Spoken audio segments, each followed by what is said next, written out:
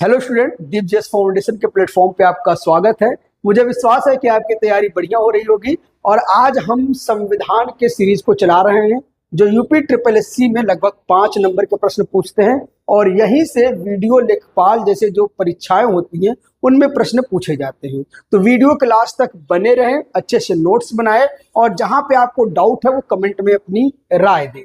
तो देखिए दोस्तों, जो संविधान का ऐतिहासिक विकास क्रम होता है उसको पढ़ना बहुत जरूरी है, क्योंकि अक्सर स्टैटिक जीके में एज अ फैक्ट के रूप में आपसे प्रश्न पूछ लेता है और अगर आप नहीं पढ़े होते हैं तो यही प्रश्न छोटे छोटे आपको आपके सिलेक्शन से 1-2 नंबर से पीछे कर देता है। तो देखिए, होता क्या है कि भारत का जो संवैधानिक विकास होता है वह 1773 में प्रारंभ होकर 1947 तक जाता है, लेकिन ये 2 चरणों में होता है। पहला होता है कंपनी का शासन, दूसरा होता है क्राउन शासन। कंपनी का जो शासन होता है वो क्या होता है 1773 से 1858 तक। तो कभी कभी आपसे पूछ लेता है कि कंपनी का शासन का टाइम पीरियड क्या है और क्राउन के शासन का टाइम पीरियड क्या है। तो कंपनी का शासन क्या है 1773 से 1858। और इस समय जो कंपनी का शासन होता है कि ब्रिटिश ईस्ट इंडिया कंपनी के अधीन सारी व्यापारिक और प्रशासनिक गतिविधियां होती है। ठीक है, समझ में आ गया। उसके बाद हम आते हैं क्राउन का शासन। क्राउन के शासन का जो कालखंड होता है वह होता है 1858 से लेके भारत की आजादी 1947 तक। अब इसमें अगर हम बात करेंगे तो 1857 की क्रांति के बाद भारत में 1858 का जो रेगुलेटिंग एक्ट लाया जाता है उसके अधीन भारत की पूरी सत्ता किसके अधीन हो जाती है?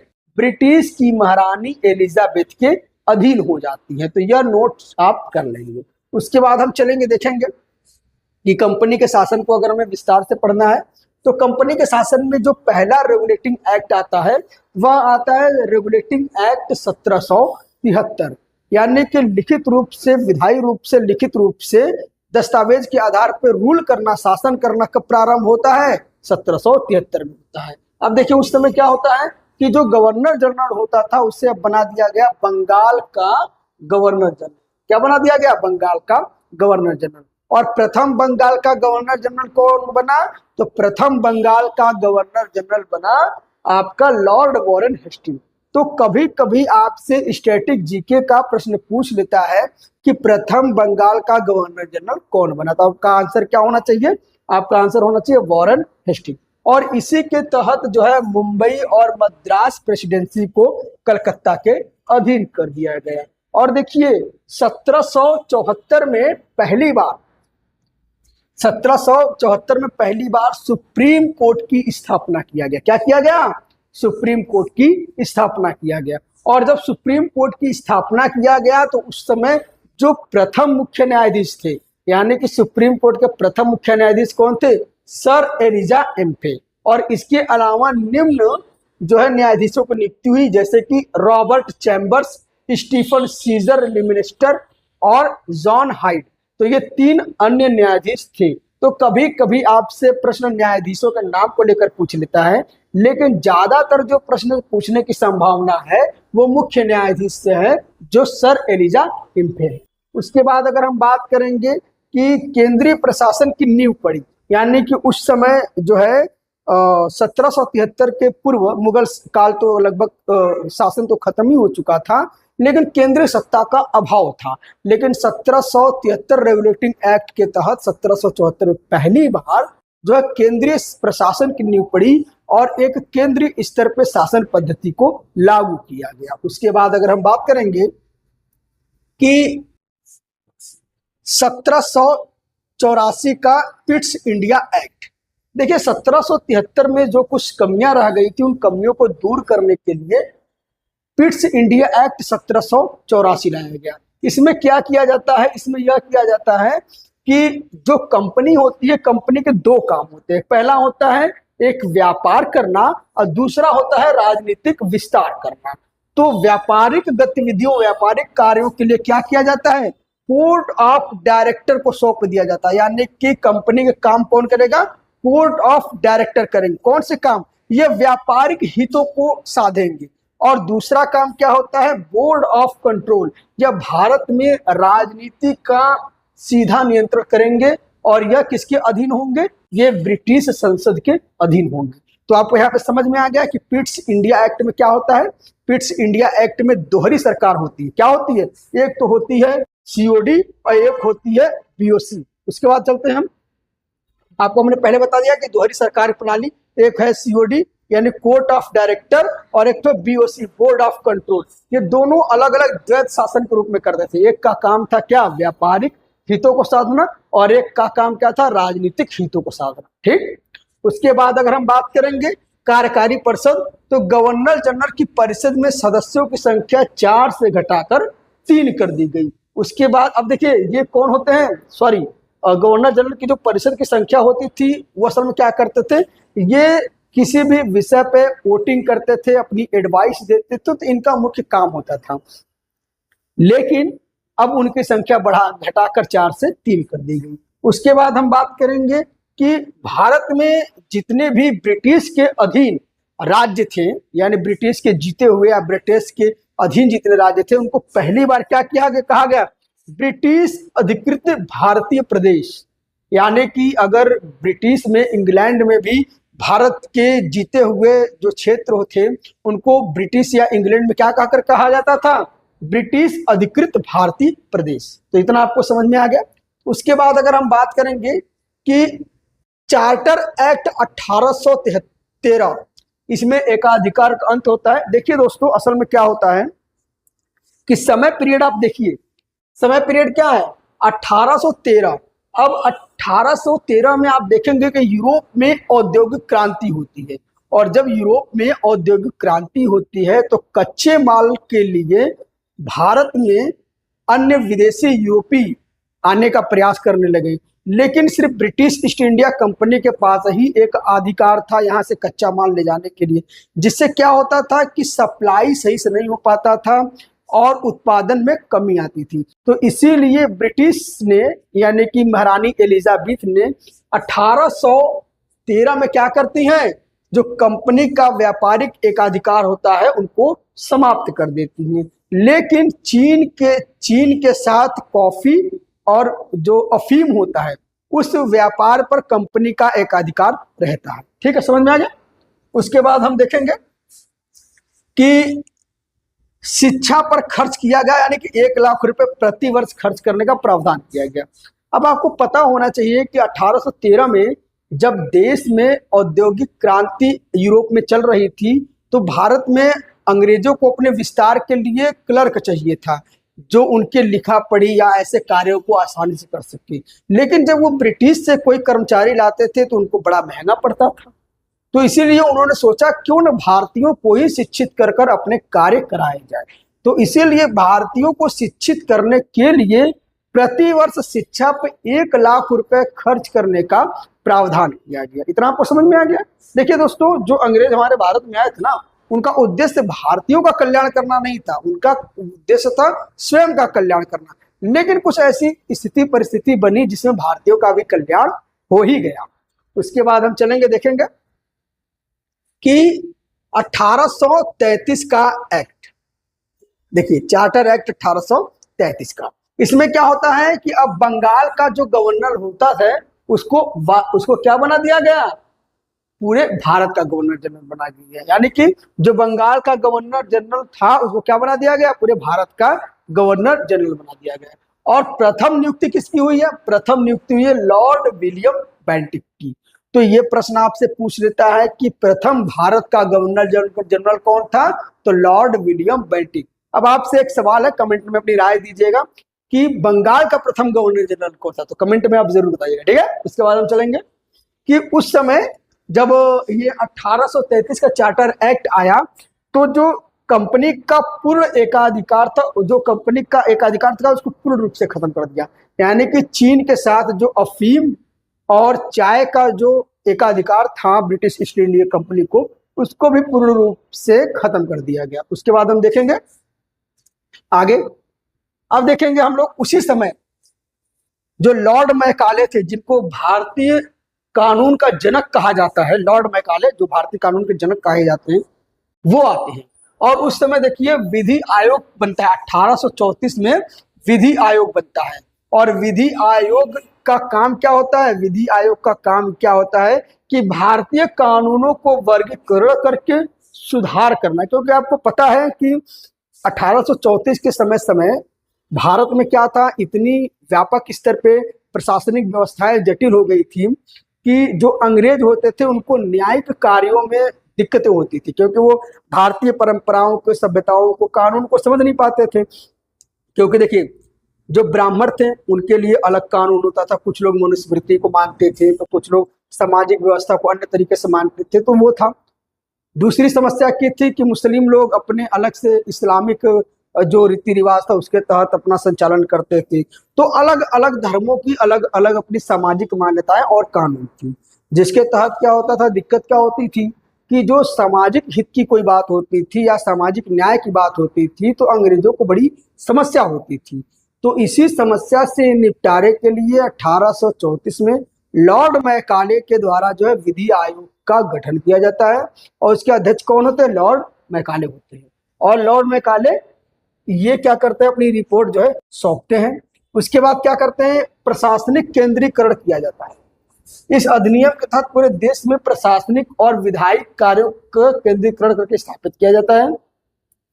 प्रांतीय सरकारों को कानून बनाने के अधिकार को समाप्त कर दिया जाता है, यानी कि जो प्रांतीय कानून सरकार होती थी। उसके बाद हम बात करेंगे कि चार्टर एक्ट 1853, चार्टर एक्ट 1853 के अधीन क्या किया जाता है, गवर्नर जनरल के विधायी और प्रशासनिक कार्यों को पूरी तरीके से अलग कर दिया जाता है। यानी कि गवर्नर जनरल जो होंगे वो विधायी कार्य अलग करेंगे, ठीक है, और प्रशासनिक कार्य अलग करेंगे। उसके बाद जो कोर्ट ऑफ डायरेक्टर था, यानी कि निदेशक मंडल जो डायरेक्शन देता था कि क्या किया जाएगा प्रशासनिक स्तर पर, उनकी संख्या 24 से घटाकर 18 कर दी गई। उसके बाद पहली बार 1833 में जो है क्या होता है कि भारतीयों के लिए सिविल परीक्षा की खुली प्रतियोगिता कर दी गई। यानी कि जो उस समय IAS के पदों पर नियुक्ति जिनकी होती थी, सचिव के स्तर पर जिनकी नियुक्ति होती थी, उनमें पहली बार भारतीयों के लिए खुली प्रतियोगिता कर दी गई। कमेंट में आप बताइए कि पहला भारतीय IAS बनने वाला कौन था, कमेंट में आप बताइए, ठीक है। उसके बाद हम चलेंगे कि क्राउन का शासन। क्राउन का शासन हम देखेंगे 1858 से 1947 के बीच में। देखिए 1858 में होता क्या है, एक व्यापक स्तर पे क्रांति होती है हमारे देश में। 1857 की क्रांति, आपको पता है कि 1857 की क्रांति होती है मंगल पांडे के द्वारा। तो जब 1857 की क्रांति होती है तो जो व्यापक स्तर पर ब्रिटिश का विरोध होता है, उनकी प्रशासनिक कार्यों का विरोध होता है, उनकी राजनीतिक कार्यों का विरोध होता है, और व्यापक स्तर पर आंदोलन होता है, जिससे ब्रिटिश की नींव कमजोर पड़ जाती है। और इसी समस्या से निपटने के लिए पूरी व्यवस्था को, जो अब तक ब्रिटिश जो ईस्ट इंडिया कंपनी के अधीन जो कार्य होते थे, अब उस पूरी सत्ता को किसके अधीन कर दिया गया, महारानी एलिजाबेथ की। यही देखिए महारानी एलिजाबेथ की फोटो है। अब तो उस समय कैमरे का जमाना थोड़ा कम था, यानी कि उस समय कोई टेक्नोलॉजी डेवलप नहीं थी, तो ये चित्रित, ये हाथों से बनाया गया चित्र है। अब आपको अक्सर विकिपीडिया पे देखने को मिल जाएगा। तो उस समय क्या किया गया, कंपनी का शासन समाप्त करके सीधे ब्रिटिश ताज के अधीन कर दिया गया। और उसके बाद देखिए गवर्नर, जो भारत का गवर्नर जनरल का जो पद था, उस पद को समाप्त कर दिया गया, और उस पद को समाप्त करके क्या बनाया गया, भारत का वायसराय। और प्रथम वायसराय कौन बने हैं, प्रथम वायसराय कौन बने हैं, लॉर्ड कैनिंग। कौन बनाया प्रथम वायसराय, लॉर्ड कैनिंग। उसके बाद अगर हम बात करेंगे कि उस समय एक नए पद का सृजन होता है, उस पद का नाम होता है राज्य सचिव। क्या होता है, राज्य सचिव। अब देखिए राज्य सचिव होता क्या है, राज्य सचिव एक तरीके का ब्रिटिश संसद का एक मंत्री होता था, जो ब्रिटिश का प्रतिनिधि बन के यहाँ आता था। ठीक है, यहाँ तक समझ में आ गया। एक नए पद का सृजन होता है, क्या होता है, एक सचिव पद का सृजन होता है, राज्य सचिव पद का सृजन होता है। उसके बाद वायसराय का जो है पद हो जाता है। उसके बाद देखते हैं द्वैध शासन का अंत होता है। जैसे कि व्यापारिक गतिविधियों को करने के लिए कौन था, बोर्ड ऑफ कंट्रोल और बोर्ड ऑफ डायरेक्टर। इन दो जो संस्थाएं थी, इनको समाप्त करके द्वैध शासन की समाप्ति कर दी जाती है। उसके बाद क्या होता है, उसके बाद क्या होता है, भारतीय परिषद अधिनियम 1861 आता है। भारतीय परिषद अधिनियम 1861, इसके तहत क्या होता है कि भारतीयों को प्रतिनिधित्व करने का मौका मिलता है। यानी कि जो स्थानीय शासन होते हैं उनमें पहली बार जो है भारतीय को भी मौका मिलता है कानून बनाने की प्रक्रिया में, यानी कि भारतीय प्रतिनिधि को भी मौका मिलता है। उसके बाद देखेंगे पोर्टफोलियो का निर्माण होता है, पोर्टफोलियो प्रणाली के द्वारा काम होता है लॉर्ड कैनिंग के द्वारा, जिससे विभागीय स्तर पे कार्य क्षमता में सुधार आता है। उसके बाद देखते हैं कि वायसराय को अध्यादेश की शक्ति मिलती है। ये वही अध्यादेश है जिसके तहत हमारे देश के राष्ट्रपति को आर्टिकल 123 के तहत मिलती है। तो अध्यादेश की शक्ति किससे मिलती है? ये मिलता है आपको 1861 के एक्ट के तहत। किसको मिलता है? वायसराय को मिलता है। ठीक, उसके बाद हम बात करते हैं भारत परिषद अधिनियम 1892। इसमें क्या होता है कि गैर सरकारी सदस्य, इसमें विधान परिषद में गैर सरकारी सदस्यों की संख्या में वृद्धि की जाती है। उसके बाद निर्वाचन पद्धति, यानी कि भारत में पहली बार परोक्ष रूप से सीमित जो है निर्वाचन कराई जाती है। उसके बाद क्या होता है कि बजट पर चर्चा, भारतीयों को यह जो है अधिकार दिया जाता है कि वह बजट पर चर्चा कर सके और बजट पर सवाल पूछ सके, इनको अधिकार दिया गया है। उसके बाद क्या होता है कि मार्ले मिंटो सुधार 1909। देखिए, अगर आप एक इतिहास और संविधान के जानकार हैं तो आपको यह जानना बहुत जरूरी है, और अगर आपका विषय ये बहुत महत्वपूर्ण है तो ये जानना आपको जरूरी होना चाहिए कि मार्लो मिंटो जो सुधार है वो अक्सर हर परीक्षा में पूछा जाता है। क्यों पूछा जाता है? क्योंकि इसी मार्लो मिंटो सुधार में आपको क्या होता है, पहली बार जो होता है पृथक निर्वाचन की शुरुआत होती है। यानी कि इसमें क्या होता है, अरविंदेल समिति की सिफारिश पर मुस्लिमों के लिए और हिंदुओं के लिए अलग से सांप्रदायिक निर्वाचन की शुरुआत होती है। और देखिए दोस्तों, जो भारत में हिंदू मुस्लिम की जो है फूट डालो राज करो की जो रणनीति अंग्रेजी ने अपनाई है, और आज भी हम लड़ रहे हैं भारत में, देखिए तो यही होता है कि हिंदू मुस्लिम लड़ता रहता है। लेकिन इसकी नींव कहाँ थी, इसका जनक कौन हुआ? तो इसके जनक कोई और नहीं, मार्ले मिंटो थे, जिन्होंने पहली बार मुसलमानों के लिए अलग निर्वाचन और हिंदुओं के लिए अलग निर्वाचन जैसी पद्धति व्यवस्था लाकर भारत में फूट डाले। और वही दंश था जो आज तक धर्म के नाम पे लोग लड़ रहे हैं, जाति के नाम पे लड़ रहे हैं, वर्ग के नाम पे लड़ रहे हैं। तो ये जो हमारी चेतना में ये जो बैठ गया है धर्म के नाम पे लड़ना, जाति के नाम पे लड़ना, तो ये चेतना में बैठने का कारण यही है कि हमारी जो पुरानी व्यवस्था ही खराब थी। लेकिन अब राजनीतिक चेतना का विकास धीरे धीरे हो रहा है, अच्छे अच्छे युवा राजनीति में आ रहे हैं, तो ये सोच थोड़ी कम पड़ रही है भारत में, तो ये अच्छी बात है। इसके बाद हम देखेंगे कि प्रथम भारतीय विधि सदस्य। अब देखिए, भारतीयों को विधि सदस्य बनाया गया।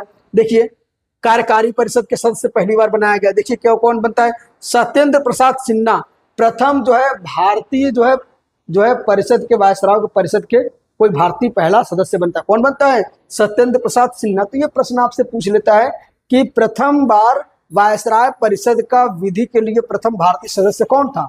तो कौन था? सत्येंद्र प्रसाद सिन्हा। उसके बाद हम चलेंगे, देखेंगे आगे हम देखेंगे मॉन्टेग्यू चेम्सफोर्ड सुधार 1919। अब इसमें क्या होता है, इसमें होता है कि प्रांतों में द्वैत शासन, यानी कि प्रांत में दो व्यवस्था लाई जाती। पहली क्या है कि हस्तांतरित और आरक्षित। हस्तांतरित में क्या होता है कि भाई प्रांत अपने स्तर पे कानून बनाते थे, उस पर संचालन करते थे। आरक्षित में क्या होता है, जो केंद्रीय शासन होती थी वो व्यवस्था करती थी। अब उसमें क्या, द्विसदनात्मक व्यवस्था। पहली बार राज्य परिषद और केंद्रीय विधानसभा नामक द्विसदनात्मक व्यवस्था थी। उसके बाद प्रत्यक्ष निर्वाचन। देश में सीमित मताधिकार के आधार पहली बार प्रत्यक्ष निर्वाचन की शुरुआत की गई। यानी कि देश में पहला बार प्रत्यक्ष मतदान कब हुआ? वो हुआ 1919 में, ब्रिटिश सरकार के द्वारा हुआ था। ठीक, उसके बाद हम बात करेंगे कि भारत सरकार द्वारा उस समय भारत सरकार अधिनियम 1935 लाया गया। और देखिए दोस्तों, एक चीज जान जाइए कि हमारे संविधान में लगभग 60 से 70% जितने भी अनुच्छेद और प्रावधान है वो कहां से लाए गए हैं? वो इसी एक्ट से लाए गए हैं, इंडिया एक्ट 1935। इसमें बड़े व्यापक स्तर पर सुधार किए गए, बदलाव किए गए, नए निर्माण किए गए, तो हम आपको विस्तार से चर्चा करेंगे। देखिए, जैसे कि इसमें क्या हो गया कि पहली बार अखिल भारतीय संघ का निर्माण किया गया। अखिल भारतीय संघ का मतलब क्या है कि जो भारत के अधीन जो ब्रिटिश क्षेत्र थे या फिर जो राजाओं के क्षेत्र थे जो रियासतें थे उसको एक कॉन्सेप्ट बनाकर अखिल भारतीय संघ बनाया गया, जो कभी साकार न हो सका, क्योंकि 565 रियासतों में हमारी भारत बटी थी। अब 1947 में जो हमारा देश आजाद हुआ था, तो 1947 में जो हमारा देश आजाद हुआ था, तो सिर्फ अंग्रेजों से आजाद थोड़ी नहीं हुआ था भाई, वो तो राजाओं से भी आजाद हुआ था। क्योंकि अगर अंग्रेज उसी हालत में छोड़ के देश को चले जाते जिस हालत में था, तो देश में होता क्या, 565 रियासतें बनती, और 565 रियासतें का मतलब कि जो हमारा भारत था 565 देशों में विभक्त हो जाता। तो वही होता कि भैया अगर यहीं से आजमगढ़ से आपको लखनऊ अगर जाना होता, तो आप क्या करते हैं कि आजमगढ़ देश से होते हुए फूलपुर देश जाते हैं, फूलपुर देश से आपका फिर आपका जो है सुल्तानपुर देश होते हुए फिर आपका इसी तरीके से आप लखनऊ पहुंचते। तो पूरा देश जो है कई राज्यों कई देशों में विभक्त होता। वो तो सरदार वल्लभ भाई पटेल का योगदान है कि आज हम जो है अखंड भारत जो आज देख रहे हैं, तो उन्हीं का योगदान है।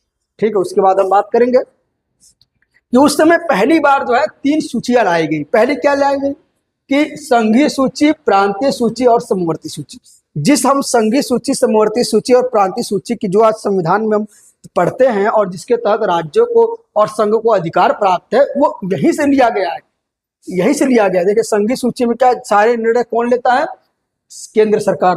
प्रांतीय सूची में सारे निर्णय अधिकार किसके पास है, राज्य सरकार के पास है। समवर्ती सूची में राज्य को भी अधिकार है और संघ को भी, केंद्र को भी अधिकार है। लेकिन अगर दोनों में कभी क्लैश होता है, लड़ता है, तो किसको ज्यादा प्रायोरिटी मिलेगी, वो मिलेगी केंद्र को प्रायोरिटी मिलेगी। ठीक, उसके बाद हम चलते हैं देखेंगे। और उसी समय देखिए प्रांतों में द्वैध शासन को समाप्त कर दिया गया और प्रांतों को पूरी तरीके से ऑटोनॉमी दी गई, यानी कि आप अपने निर्णय स्वयं लेंगे। ठीक, उसके बाद हम बात करेंगे कि दिल्ली में एक फेडरल कोर्ट यानी कि संघीय न्यायपालिका की स्थापना की गई। कब किया गया, ध्यान देने वाली बात है कि यानी कि जब अखंड भारत का एक कॉन्सेप्ट पड़ा, और तो 1938 में पहली बार सुप्रीम कोर्ट की स्थापना दिल्ली में होती है। कब होती है, इसी के तहत होती है। किसके तहत होती है, दिल्ली में एक फेडरल कोर्ट संघीय न्यायालय की स्थापना होती है। उसके बाद आरबीआई एक्ट 1934 के तहत रिजर्व बैंक ऑफ इंडिया की स्थापना होती है। ये 3 बैंकों का एक समूह होता है, जैसे कि Hindustan bank, bank of Mumbai, Madras bank, ये 3 बैंकों का एक समूह था, जिसको कन्वर्ट करके बदल कर क्या बना दिया गया, रिजर्व बैंक ऑफ इंडिया। इस एक्ट के तहत आरबीआई एक्ट 1934 के तहत कब बनाया गया, 1935 के तहत। यानी कि इसका मुख्य काम क्या था, भारतीय मुद्रा करेंसी को नियंत्रित करना, प्रिंट करना, छापना, यहाँ के लिक्विडिटी को मेंटेन करना। और ये अंग्रेजों ने एक बढ़िया काम करके गए। अगर आज हमारे देश में आरबीआई नहीं रहती, तो हमारी देश की स्थिति इतनी दयनीय होती कि आज हमको किसी दूसरे देश के यहाँ भीख मांगना पड़ता। वो तो अंग्रेजों का शुक्रिया आप करिए कि अंग्रेज कुछ ऐसी व्यवस्था करके गए थे जिसकी हमारे देश की नींव आज मजबूत है। उसके बाद अगर हम बात करेंगे कि उसके बाद क्या होता है कि अंग्रेजों के द्वारा हमें आज़ादी मिलती है। कब, कैसे मिलती है, भारतीय स्वतंत्रता अधिनियम 1947 के तहत। उसके तहत ब्रिटिश शासन को समाप्त कर दिया जाता है और 2 नए डोमेनियन बनाए जाते हैं। डोमेनियन का मतलब समझिए, डोमेनियन का मतलब होता है ऐसे राज्य या ऐसे देश जो स्वतंत्र तो है, लेकिन उसके विदेश नीति, रक्षा नीति किसके अधीन होगी, ब्रिटिश के अधीन होगी। तो ये 2 डोमेनियन बनाए जाते हैं और 2 डोमेनियन बनाने के बाद ब्रिटिश के द्वारा ये कहा जाता है कि आप अपने अपने देशों में संविधान सभा के द्वारा संविधान बनाइए, और जब आपके देश में संविधान लागू हो जाएगा, पहला प्रथम मतदान हो जाएगा, तो ऑटोमेटिक ये डोमेनियन कॉन्सेप्ट हट जाएगा, आपको पूर्ण और स्वतंत्र देश का दर्जा मिल जाएगा। समझ में आ गया। उसके बाद क्या होता है कि दोनों देशों में संविधान सभा का निर्माण होता है और संविधान सभा क्या करती है, संविधान बनाती है।